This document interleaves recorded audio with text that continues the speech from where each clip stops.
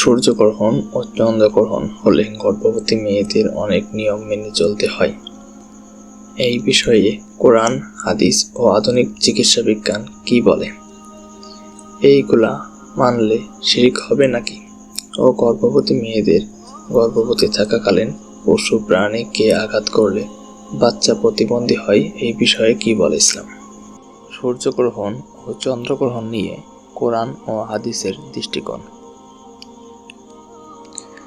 কোরআনে আল্লাহ বলেছেন, তিনি সূর্য ও চন্দ্রকে নিয়ন্ত্রণে রেখেছেন, প্রত্যেকেই নির্ধারিত কক্ষপথে চলছে। সূরা আর-রহমান আয়াত 5। রাসূলুল্লাহ সাল্লাল্লাহু আলাইহি ওয়াসাল্লাম বলেছেন, সূর্য ও চন্দ্র আল্লাহর নির্দেশগুলোর মধ্যে দুটি নির্দেশ। কোনো ব্যক্তি মৃত্যু বা জন্মের কারণে তার গ্রহণ করে না।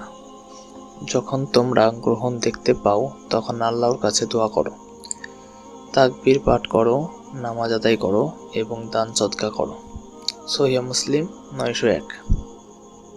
ব্যাখ্যা: সূর্যগ্রহণ ও চন্দ্রগ্রহণ প্রাকৃতিক ঘটনা যা আল্লাহর কুদরতের অংশ। গ্রহণের সময় দোয়া, ইস্তেগফার ও দান সদকা করা সুন্নত রয়েছে, তবে কুসংস্কারে বিশ্বাস করা নিষিদ্ধ। গর্ভবতী নারীদের জন্য আলাদা কোনো বিধান ইসলামে নেই। গর্ভবতী নারীদের গ্রহণের সময় নিয়ম মানতে বলা হয়, এটা শিরক হবে কিনা? যদি কেউ বিশ্বাস করে যে গ্রহণের কারণে সরাসরি ক্ষতি হয়, তাহলে এটি কুসংস্কার ও শিরক হবে। কিন্তু কেউ যদি গ্রহণের সময় অতিরিক্ত সাবধানতা অবলম্বন করে, যেমন রোদে না যাওয়া, বিশ্রাম নেওয়া, তাহলে এটি সাধারণ স্বাস্থ্যগত সতর্কতা হিসেবে ধরা যেতে পারে, যা হারাম নয়। কুসংস্কারের কিছু প্রচলিত ভুল বিশ্বাস: গ্রহণের সময় ছুরি কাঁচি ব্যবহার করলে সন্তানের শরীর কাটাকাটি হয়ে জন্মায়। গর্ভবতী নারীরা বাইরে গেলে সন্তান বিকলাঙ্গ হবে।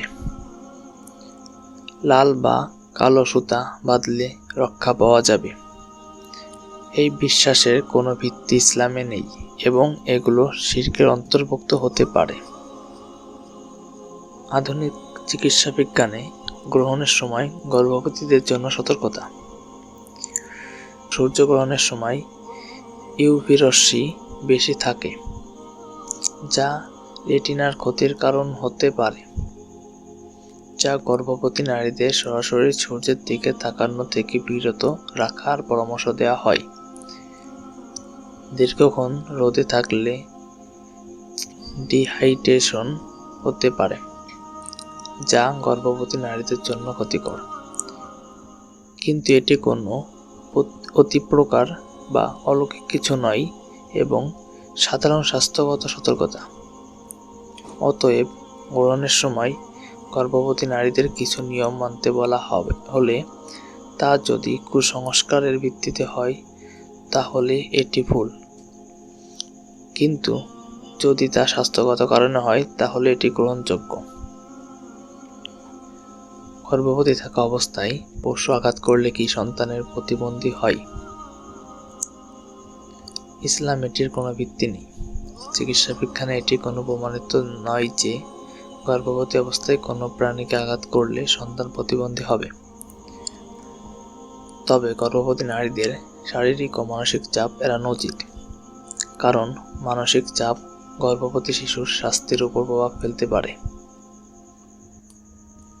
উল্লেখিত বিষয়: সূর্যগ্রহণ ও চন্দ্রগ্রহণ প্রাকৃতিক ঘটনা যা আল্লাহর কুদরতের নির্দেশন। গ্রহণের সময় গর্ভবতীদের জন্য ইসলামের কোনো বিশেষ বিধান দেয়নি, তবে কুসংস্কার থেকে দূরে থাকতে বলা হয়েছে। আধুনিক চিকিৎসা বিজ্ঞান কিছু স্বাস্থ্যগত সতর্কতা মানতে বলে, তবে এসব কুসংস্কারের সাথে সম্পর্কিত নয়। গর্ভবতী অবস্থায় কোনো প্রাণী আঘাত করলে সন্তান প্রতিবন্ধী হবে, এটি নিছক কুসংস্কার, যার কোনো বৈজ্ঞানিক ভিত্তি নেই। আল্লাহ আমাদের সকলকে কুসংস্কার থেকে বাঁচার তৌফিক দান করুন। আমিন।